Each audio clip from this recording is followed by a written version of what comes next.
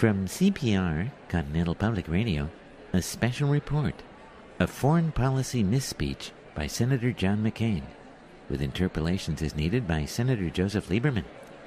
Now, misspeaking from the Legacy Foundation in Owings Mills, Maryland, Senator John McCain.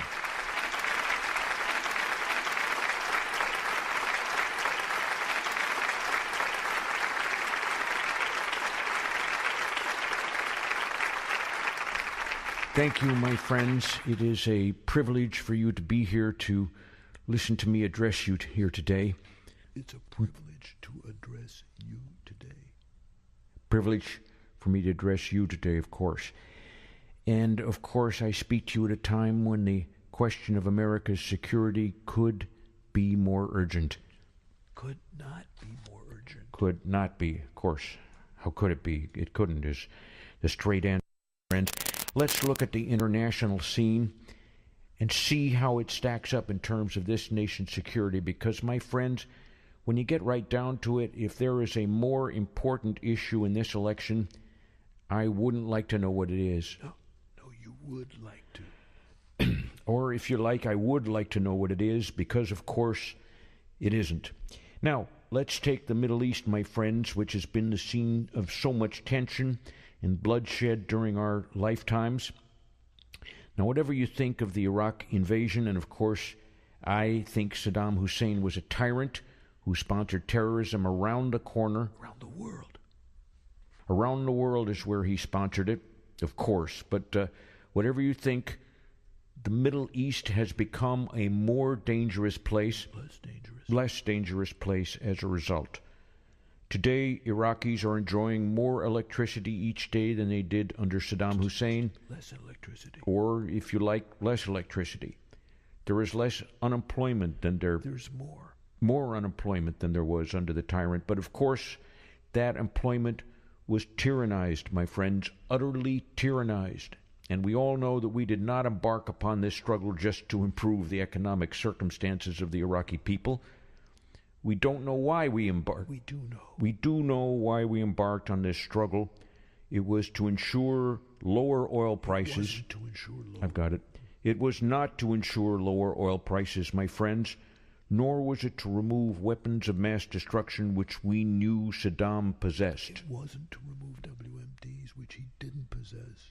Or if it was, he didn't.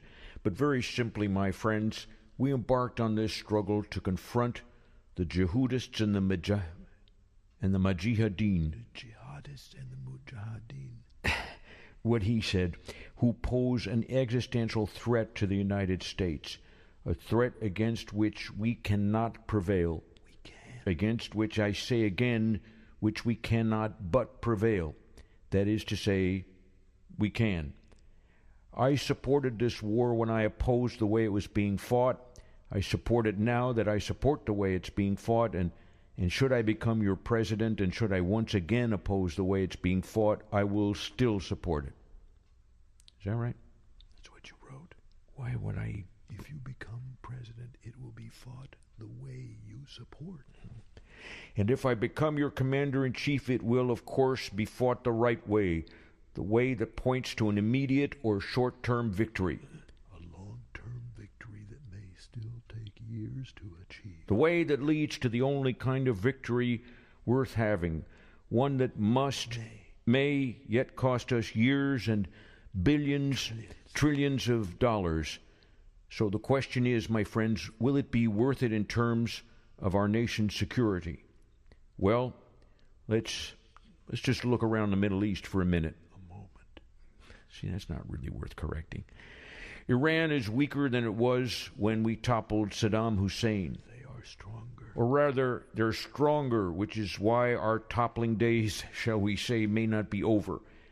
Libya has renounced nuclear weapons, my friends, and rejoined the family of nations. And North Korea, which hasn't, fortunately for us, is not in the Middle East. That's right. Good.